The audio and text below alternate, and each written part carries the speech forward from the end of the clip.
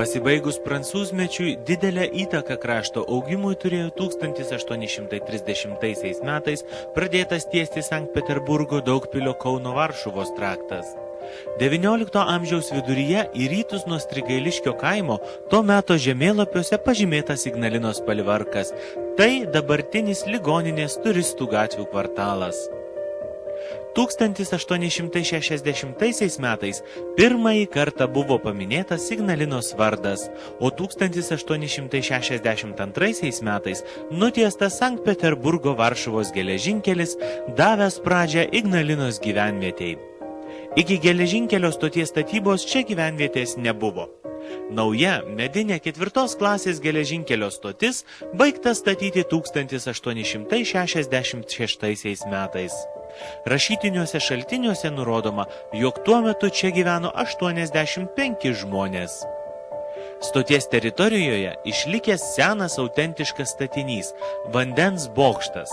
Ignalinos geležinkelio stoties senasis vandentiekis buvo įrengtas 1872 metais tiesiant geležinkelį Varšuva-Sankt Peterburgas ir buvo skirtas garvežių pildymui vandeniu.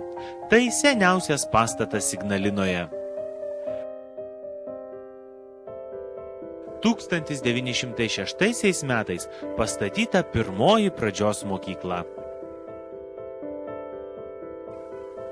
XIX amžiaus pabaigoje, XX amžiaus pradžioje, bręstant tautiniai savimoniai ir modernėjant visuomeniai, plačiai plito nelegalios spaudos leidiniai. Laikraštis Varpas, lietuviškos knygos, maldaknygės spausdintos Tilžėje. Lietuvišką raštą mūsų krašte platino knygnešiai Leonas Bielinis, Juozas Milašius, Kazimieras Strazdas ir kiti. 1914–1918 metais pirmasis pasaulinis karas palietė ir mūsų rajoną. Dar iki šių dienų išlikę vokiečių įtvirtinimai prie Katinautiškės kaimo Gilūtų apylinkėse. Juose 3 metus buvo įsitvirtinę vokiečiai. Frontas sustojo Naručio ežero Daugpilio kelio ruože, ties Gilūtomis Tverečiumi. Kareiviai gyveno vos ne kiekvienoje troboje, išleido griežtus įsakymus, nurodymus, pagal kuriuos žmonės privalėjo atiduoti gyvulius, naminius paukščius, mokėti piniginius mokesčius. Išėjus vokiečiams kraštas tapo laisvesnis, bet bujojo savivalė ir suirutė. Gyventojams buvo sunku priešintis plėšikaujančioms gaujoms, vystėsi partizaninis judėjimas, kūrėsi gyvenviečių savivaldos. Reikšmingas įvykis krašto kultūrinėme gyvenime buvo vietinės spaudos atsiradimas.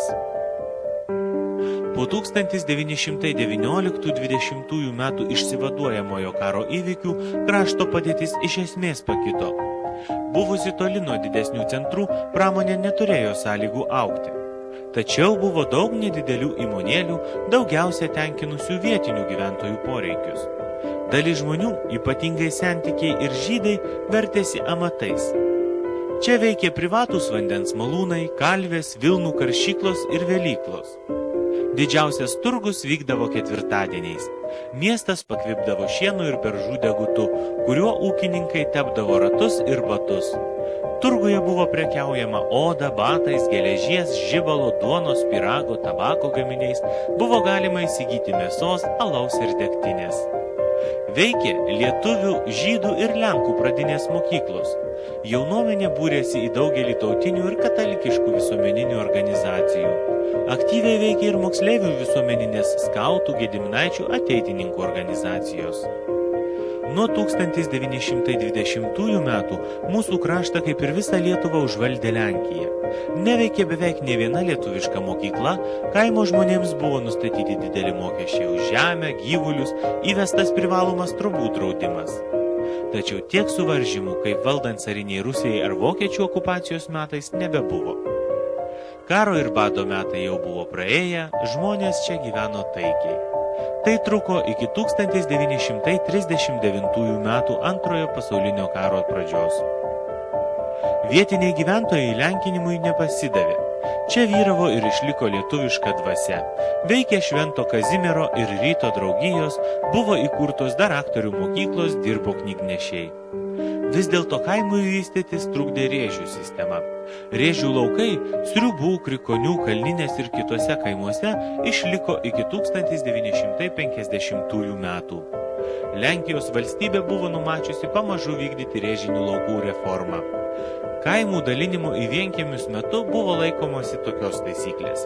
Jei žmogus pasilieka kaime, jam žemės sklypas skiriamas prie namų, arčiau kaimo, kur žemė derlingesnė, bet būdavo gaunama mažiau žemės nei turėjo. Tam, kuris išsikeldavo į laukus, buvo suteikiama daugiau žemės nei iki tol. Valakų reformos metu susiformavo gatviniai rėžiniai kaimai. Juose sodybos išdėstytos, abipus gatvės ir visi trobesiai galais atgręžti į ją.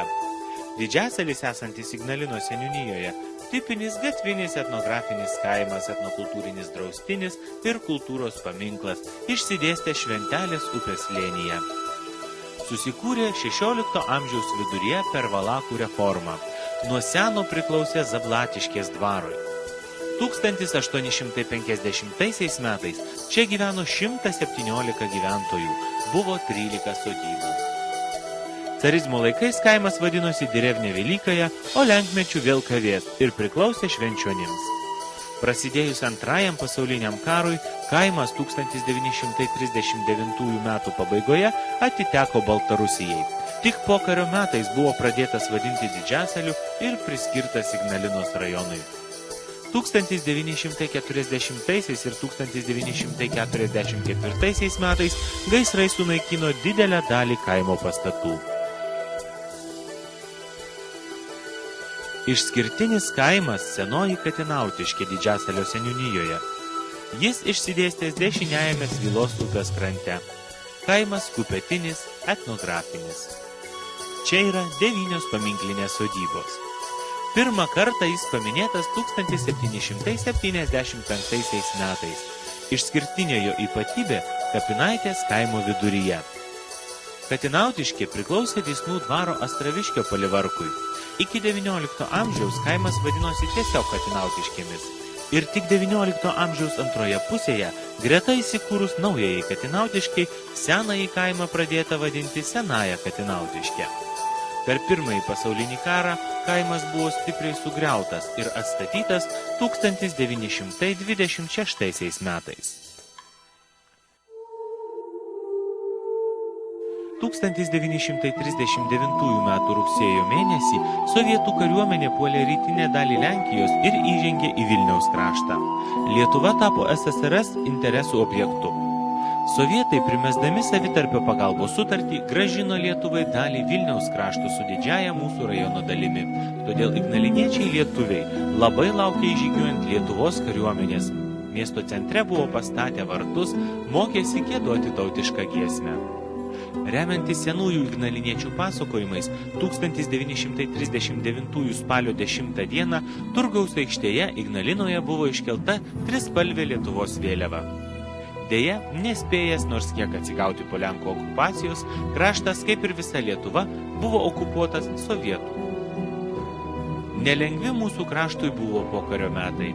1941 metų birželio 14 dieną prasidėję masiniai trėmimai dar labiau suintensyvėjo po karo.